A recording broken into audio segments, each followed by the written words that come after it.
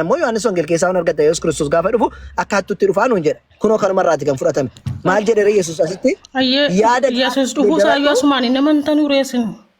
Nuni nama Yesuus dhufu yoomsiin jenne garuu akkaataan itti nuuf dhufuuf isiniif dhufu gargar malee wanti isaa amanuun isa malee wanti biraa akka dhufu beekture. Isatti deebina qoy. Isatti deebina rakkoo tokko hin jiru. Amma kanaa xumurru. Amma waa Yesuus Kiristoos ta'uu isaa akkanaa hubachuu barbaada. Maal jedhee yaada garaa kees geeddaradhu yoo dammaqaa ta'uudha baattee garuu ani akka hattuun dhuftutti nan dhufaa yeroo ani sitti dhufus matumaa hin beektuu jedhe. Amma Yesuus akka dubbataa dubartee miti kana. Yesuus dubbataa reeyyaa. Ayyee giftii ko ayyee Yesuus dubbachuu akka gabartee suuta wal hubachiifna tole.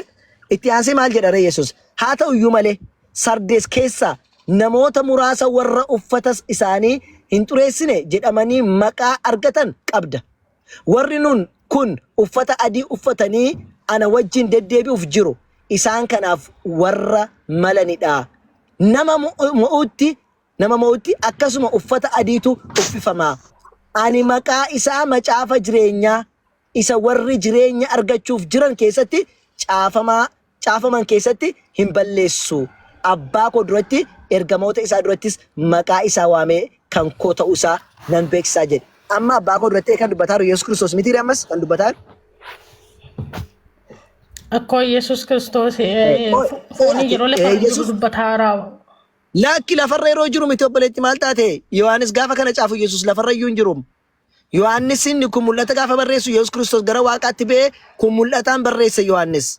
Yesuus hin jiru asitti miti ka barreeffame.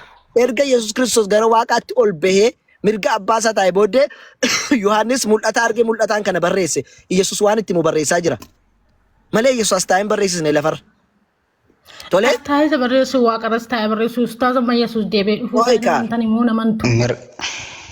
Qoy itti dhufa kaasanitti dhufa amma Yesuus Kiristoos waaqarras taa'ee waaqayyo akka qabu akka wal amansiisne san booddee waan barbaade na gaafadhu. Itti aansee qof jaatti maadhe Yesuus. Namni gurra qabu isa hafuurri qulqulluun waldoota kiristaanaatiin jedhu haa dhaga'u kan jedhu dhaa jedhe. Itti aansee maal jedhe? Gara ergamaa waldaa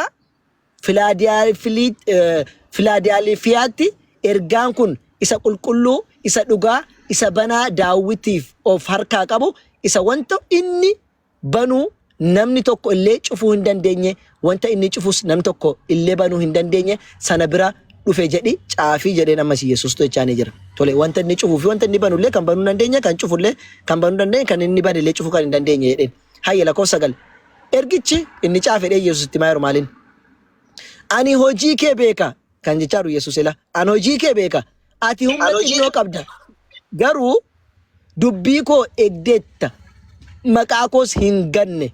Kunoo ani balbala banamaa fuula kee dura jiru. Isa namni tokko illee cufuu hin dandeenye siif kenneera. Kunoo warra walga'ii seexaanaa keessaa Yahuudota utuu hin ta'in sobanii Yahuudota of hin jedhan sitti nan kennaa. Kunoo isaan kun dhufanii miilla keetti akka kufan si jaallachuu koos akka beeka nan godhaa. Dubbachaa jiru Yesuus. Ati dubbii koo isa obsaan danda'uu isi irraa barbaadu waan eegdeef anis immoo yeroo qoramsi guutummaa biyya lafaa irratti namoota lafa irra jiraatan hundumaa qoruudhaaf dhufutti as jalaa akka baatuuf sin eegaa jedheen. Yesuus tochaa jira. Lakkoofsa 11. Ani dafee nan dhufaa jedhe. Ilaali. Namni tokko illee gonfoo mo'ichaa isa kan keetii si dura akka hin fudhannetti isa qabdu jabeessi eeggadhu jedheen. Nan dhufa jechaa jiru kan jiru Yesuus jabeessi qabadhu jedheen. Lakkoofsa 12 irratti. Isa mo'u sana mana qulqullummaa Waaqayyo koo jedheen ilaali. Waaqayyo koo keessatti utubaa nan godhaa. Eessatti mana qulqullummaa Waaqayyo koo. Kanaaf Yesuus Kiristoos waaqarrayyuu taa'ee Waaqayyo qaba lafarra qofa osoo hin taane foon qofaaf osoo hin taane ammayyuu Waaqayyotti ol ba'ee Waaqayyo koo jedhee waammata. Mana qulqullummaa isa mo'u sana mana qulqullummaa Waaqayyo koo keessatti utubaa nan godhaa. Yeroo dhufu jechuu isaati deebi'ee gaafa dhufu.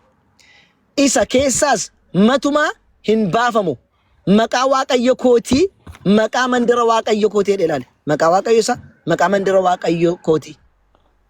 Yerusaalem ishee haaraa, ishee Waaqayyo koo biraa jecha ishee na biraan jenne. Ishee Waaqayyo koo biraa Waaqa keessaa gadi buutu maqaa koo isa haaraas utubaa kana irratti nan caafaa jedhe.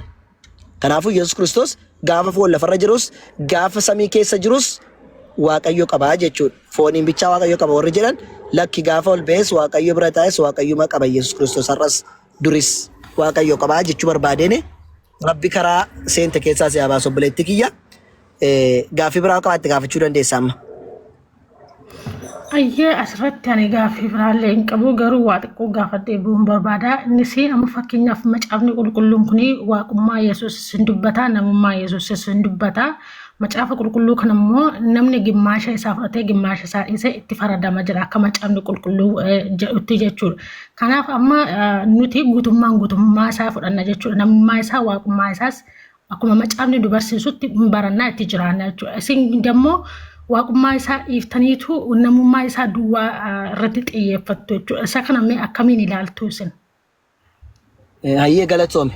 በነገራችን ላይ መጽሐፍን ሁሉ ጉቱማ ጉቱቲ ነሙማ ኢየሱስ ክርስቶስ ማለት ዋቁማ ሰበከን ትድበቱ ነገርን የጅራት ነገር ሲስታ ጉቱማ ጉቱቲ አካታ ነምኒ ኦፊሳቲ መጽሐፈ ጠመመት ይከቱ ማለት መጽሐፍኒ አከ ኮንቴክስቹአሊ ከሰዱበቱ ዮሂን ዱብስ ነታተ ኢየሱስ ክርስቶስ ነመጠው ሰማለ ዋቀተው ሳ ነገር ሲሱ አበደን አሎተራ ካሲ አመዱአቲ ዱአራ ካሲ አከሲንጀተን ዱአራ ካሲ አመሰሚ ቦት ሰሚ በይ አመሰሚ ረጅሩት ለየቹዳ ከናፊዳ ኦጀር ገሞተ በቆና ቶርበላ ኮሰ ሸንተሚ ጃአረቲ Istifaanos afur qulqulluudhaan guutame ilmi namaa mirga waaqayyoo taa'een argee jedha. Ilma namaati ilaali. Ilma namaa mirga waaqayyoo taa'een argee. Yeroo samii keessa jirus ilma namaati Yesuus Kiristoos. Yeroo lafarra jirullee ilma namaati. Yeroo du'aa keellee ofiisaatti du'aan kaane akka macaafni jedhutti waaqayyootu du'a isa kaasee jedha. Yoo waa godhullee waa gochuudhaan hin danda'u jedha.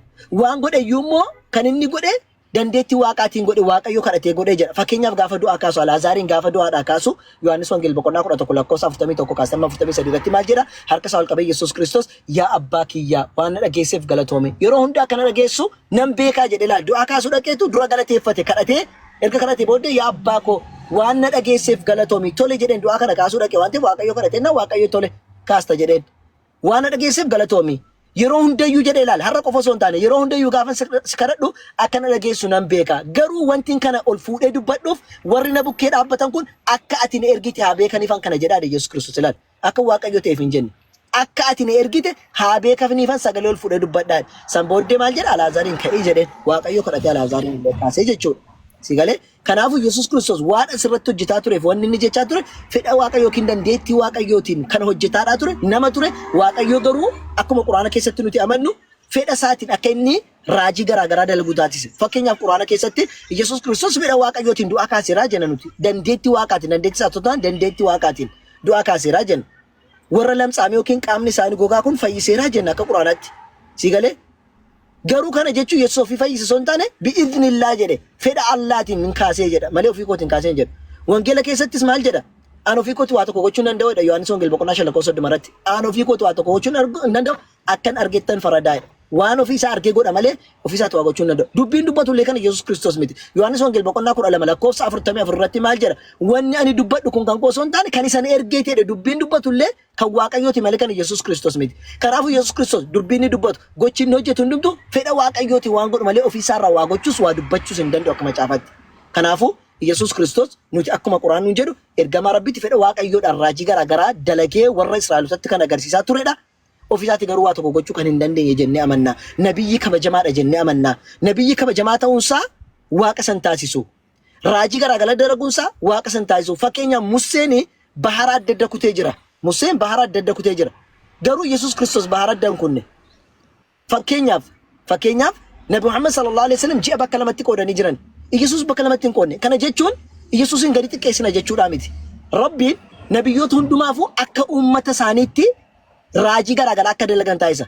Museen bara isaa keessatti namoonni warra falfalatti amanan ture. Kanaafidha maal godhe? Bahara bakka lamatti akka dhoosu akkasumallee muka sana akka inni bofatti jijjiiru isaan caalchisee akka mul'atu isaan godhe raajii uummata sana barbaachisu taasise. Bara Yesuus Kiristoos namoonni bara sana keessa jiranii warroota doktoroota turan yookiin ogeessota turan bara Yesuus Kiristoositti dhukkuba jarrirraan fayyisiin hin jiru ture. Kanaaf Yesuus Kiristoos nabiyyi waaqa biraa ta'ee akka dhufe ta'uu amansiisuudhaaf dirqama jara caalee argamuu qaba. Maaliif kan jarri argaa jiran nama akka isaaniiti waan ta'eef nama akka keetiin ergamaa waaqayyooti jennaa jedhuun. Fariisonni fi Yahudoonni fudhatanii ture. Gaafa inni raajii dalagu garuu kun yoo nabiyyi ta'e malee kuyyoo waaqa biraa hin taane eenyuyyee kana jalaa guun danda'u jedhaniin. Maaliif jennaan nama waaqa biraa dhufe ergameetu raajii akkasii dalaga. Fakkeenyaaf gaafa ija fayyisaa ture.